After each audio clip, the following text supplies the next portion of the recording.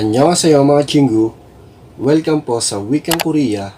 Ako po si Japex, dating EPS worker sa South Korea. At gusto ko lang po mag-share ng aking natutunan tungkol sa Korean language. Lesson 54, Action Verbs, Part 3. Una na natin po itong napag-aralan sa Lesson 33. So, nagbigay po ako doon ng mga halimbawa ng action verbs at ginamit natin sa pangungusap. And then, yung part 2 ng action verbs ay napag-aralan natin sa lesson 41. So, nagbigay din ako ng mga example at ginamit natin sa pangungusap. So, ngayon naman, part 3 na tayo ng action verbs. So, ito yung halimbawa ng mga action verbs at gagamitin natin ito sa pangungusap. Una, kunada, to end. So, lahat ito ay regular verb. Kitarida, to wait. Turakada, to return or to go back. Then, turauda, to return, to come back. So, ipapaliwanag natin mamaya yung pagkakaiba ng dalawang ito. So, unahin muna natin na gamitin sa pangungusap itong kunada to end. So, tinanggal ang da. Last vowel is a. Walang pachim or final consonant. So, hindi na natin pang kailangan lagyan natin ng a kasi meron ng a itong kuna. Kaya ang basic form ng kunada is kuna. So, example sentences. Onorun hesairi nutge konasoyo. Onorun hesairi nutge konasoyo. Work ended late today. Ngayon ay huli na or late na nang natapos ang trabaho or wala ng oras or late na.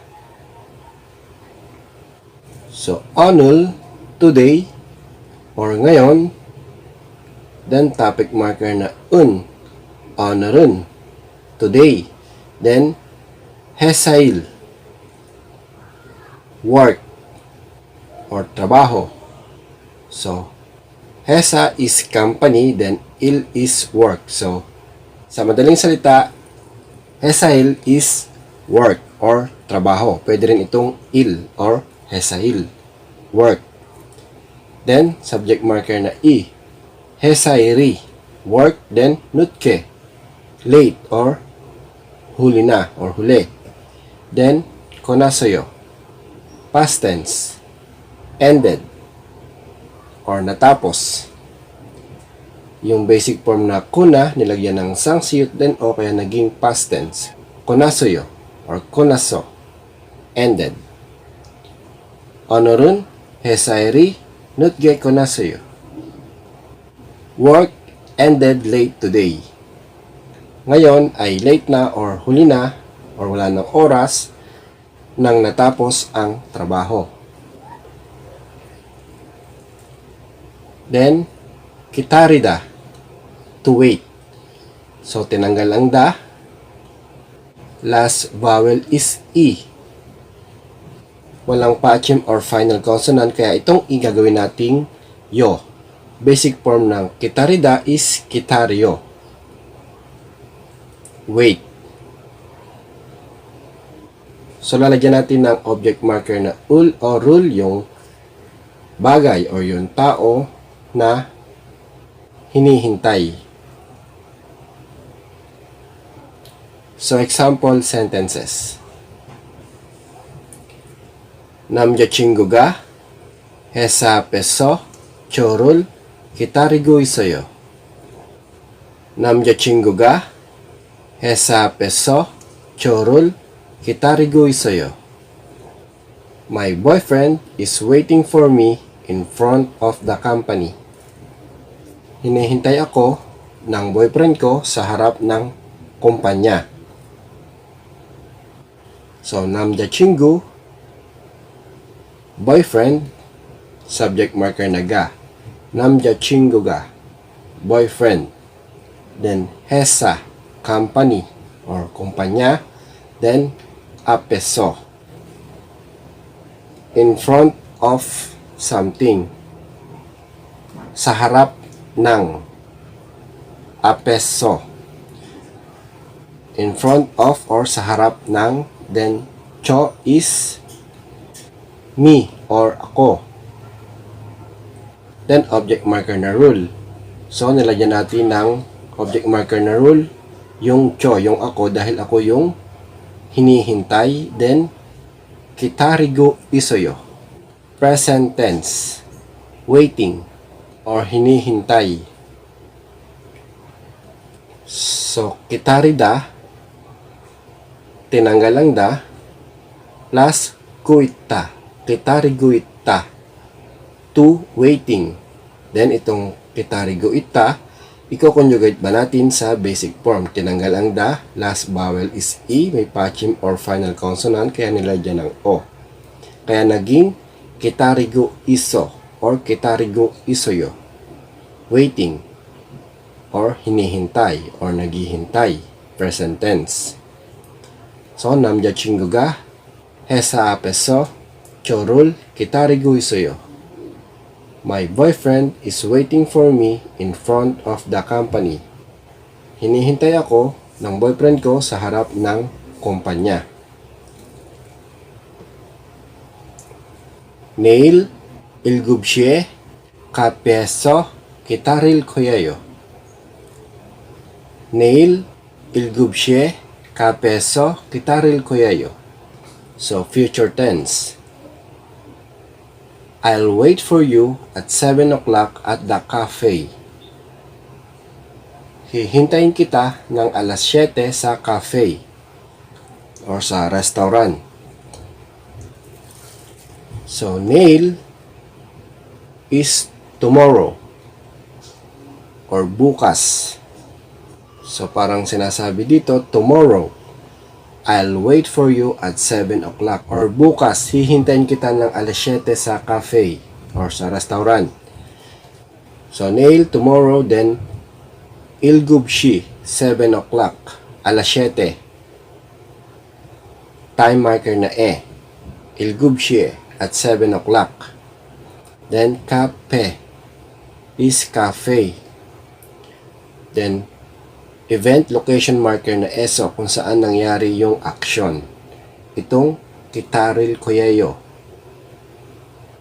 Wait or will wait. So, saan ka maghihintay? Sa cafe or sa cafe. So, event location marker. Cafe-ESO. At the cafe. Then, 기다릴 거예요. Wait or will wait or maghihintay. So, 기다리다, tinanggal ang da. Then, itong verb stem na 기다리, nilagyan ng real. Then, 거예요, kaya naging future tense. 기다릴 거예요. Will wait or I'll wait.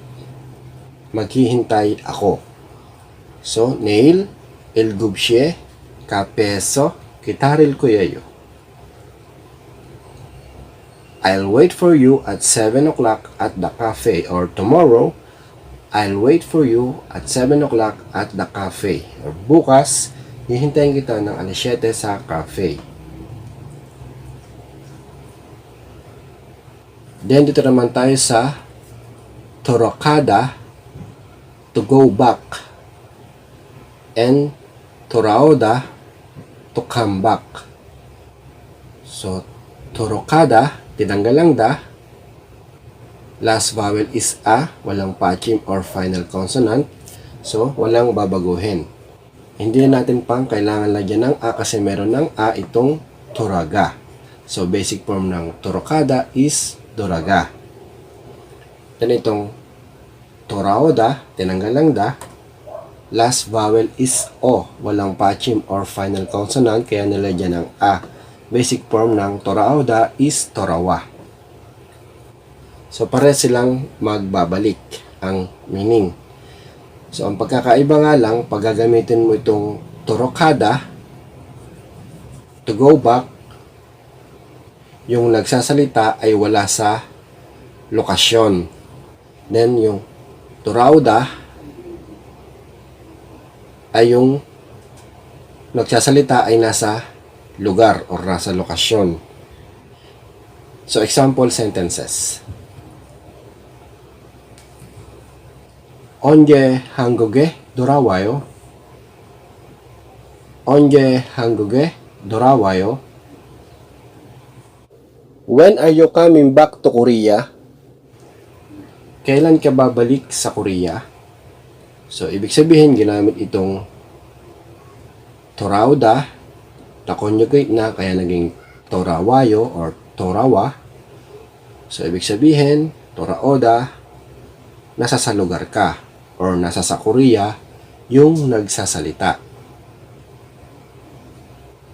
So, 언제 한국에 돌아와요? When are you coming back to Korea? Kailan ka babalik sa Korea? So, nasa Korea yung nagtatanong. So, 언제, when, or kailan. Then, 한국 is Korea. Location marker na to or sa. 한국에, to Korea, or sa Korea. Then, 돌아와요, or 돌아와, coming back, or babalik. So, 언제 한국에 돌아와요? When are you coming back to Korea? Kailan ka babalik sa Korea? 내년에 미국에 돌아갈 거예요. 내년에 미국에 돌아갈 거예요.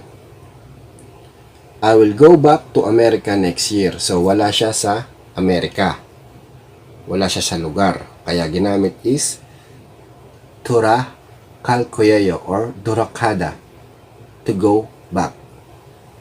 So, I will go back to America next year. Babalik ako sa Amerika sa susunod na taon. So, 내년, next year, or sa susunod na taon. Then, time marker na 내년에, next year. Then, 미국 is America. Location marker na 미국에, to America, or sa America. Then, 돌아갈 거예요. Future tense. Will go back, or babalik, or magbabalik. So, 돌아가다, tinanggal ang da. Then itong verb stem na doraga, nilagyan ng real, then koyeyo, kaya naging future tense. 돌아갈 거예요. Will go back, or I will go back. Babalik ako, or magbabalik ako. So, 내년에 미국에 돌아갈 거예요. I will go back to America next year. Babalik ako sa Amerika susunod na taon. 남편이 아직 집에 돌아오지 않았어요. 남편이 아직 집에 돌아오지 않았어요. My husband had not come home yet. Ang aking asawa ay hindi pa bumalik sa bahay or dumating sa bahay.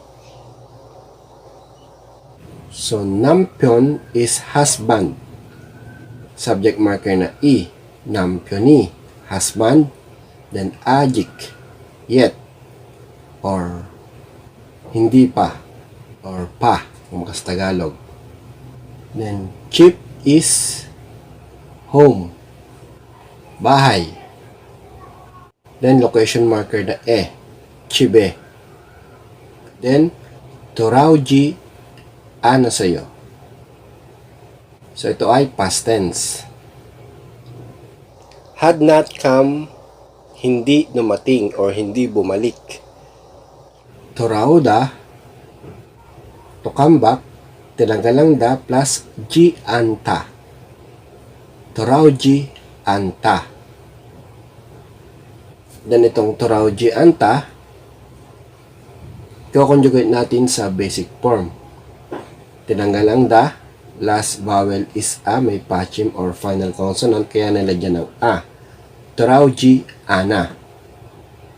Then itong Torauji Ana, gagawin nating past tense, nalagyan natin ng sangsiyut, then o. Torauji Anaso or Torauji Anasoyo. Had not come, hindi dumating or hindi bumalik. Ajik Durauji Anasoyo. Had not come yet. Hindi pa bumalik or hindi pa dumating. Ajik Chibe Durauji Anasoyo. Had not come home yet. Hindi pa bumalik ng bahay. So, Nampyoni Ajik Chibe Durauji Anasoyo. My husband had not come home yet. Ang aking asawa ay hindi pa bumalik sa bahay or dumating sa bahay.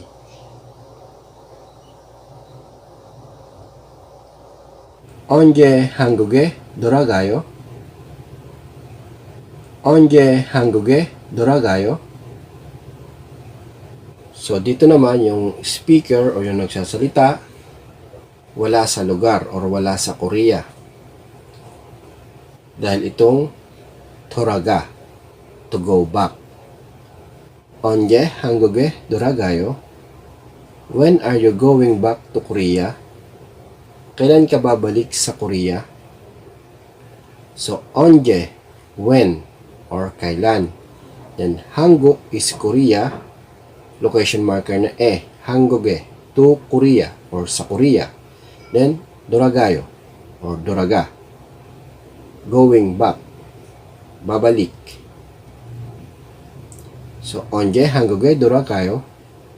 When are you going back to Korea? Kailan ka babalik sa Korea?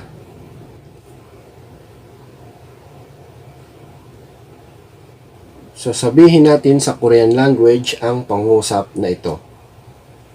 My test has ended. Natapos na ang test ko. So, ang mga salita na gagamitin ay kunada, to end, subject marker na i, at itong shihome, test.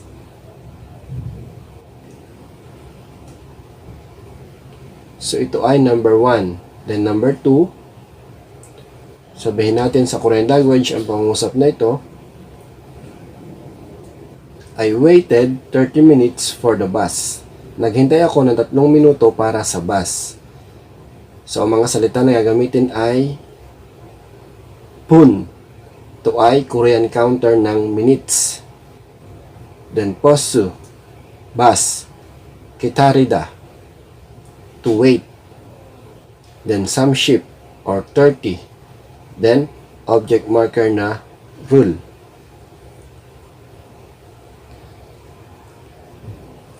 Then, number 3, my friends went back to Philippines. Ang aking mga kaibigan ay bumalik sa Pilipinas. So, sabihin natin sa Korean language, ang mga salita na gagamitin ay Philippines, 친구들, friends, subject marker na i, location marker na then torakada, to go back. So, bago po tayo magtapos sa ating lesson, additional vocabulary words muna tayo dito sa body or mom. So, mok, neck or throat. Murup, knee. Oke, shoulder. Jing, back. Hori, waist or lower back. Palkumchi, elbow. Paldikumchi, heel, sonmok, wrist, sontop, fingernails, paltop, toenails, ipsul, lips, ongdongi, buttocks. So, sana po ay may natutunan kayo sa lesson natin ngayon. Next lesson po, cause and effect. Gamit itong verb or adjective plus so. So, please subscribe to the channel na lang po and please click the bell button para ma-update po kayo o mag-notify po sa inyo kung may bago pong upload na mga videos. Like, comment, and share na rin sa ating mga chingu na nagsaself-study ng Korean language. Maraming pong salamat at God bless po sa ating lahat.